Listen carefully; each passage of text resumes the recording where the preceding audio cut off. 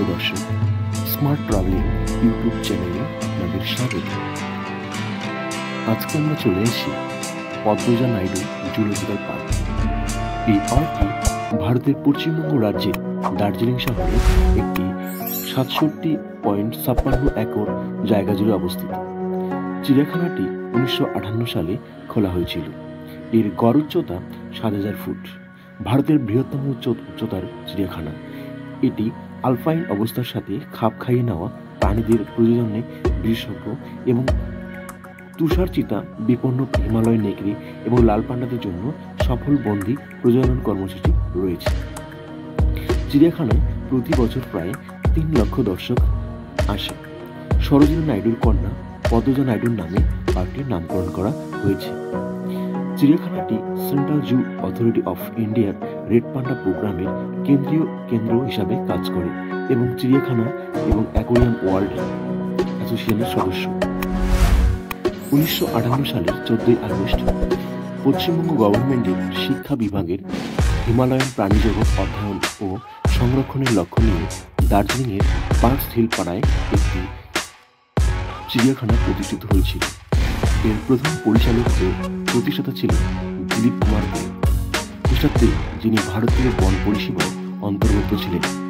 উচ্চতর প্রাণীবিদ্যা উদ্যানটি প্রতিষ্ঠার লক্ষ্যে মূলত হিমালয়ান উদ্ভিদ এবং প্রাণীজগতে বিশেষীকরণের লক্ষ্যে শিক্ষা বিভাগের ডেপুটেশন ছিলেন।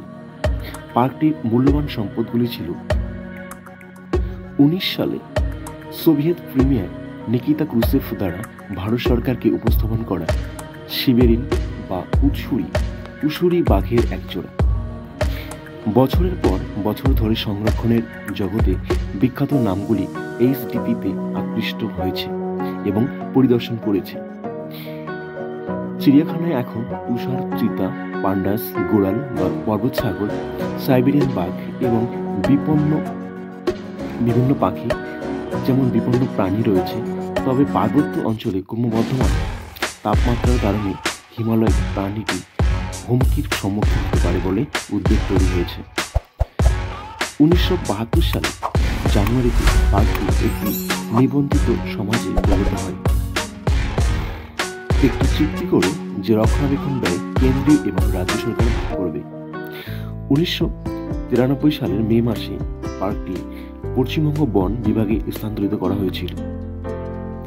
1975 সালে পার্কটির নতুন নামকরণ করা হয়েছে যখন ভারতের প্রধানমন্ত্রী ইন্দিরা গান্ধী পার্কটি পরিদর্শন করেছিলেন এবং পদ্মজা নাইডুর স্মৃতিতে উৎসর্গ করেছিলেন।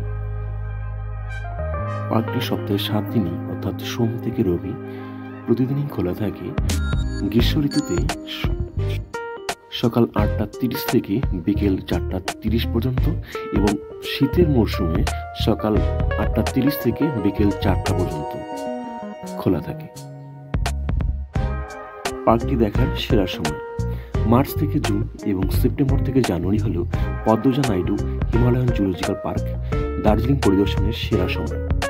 প্রাণীদের দেখতে এবং পার্কের সৌন্দর্য উপভোগ করার জন্য আবহাওয়া পরিষ্কার এবং মনোরম থাকে।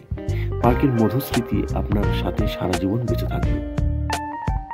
ভিজিটর রেট ভারতীয় এবং সার্ক অন্তর্ভুক্ত নাগরিকদের প্রাপ্তবয়স্ক যারা তাদের 110 টাকা এবং 6 বছরের কম বয়সী শিশুদের বিনামূল্যে এবং বিদেশিদের 180 টাকা এবং ক্যামেরা ফি হচ্ছে 10 টাকা।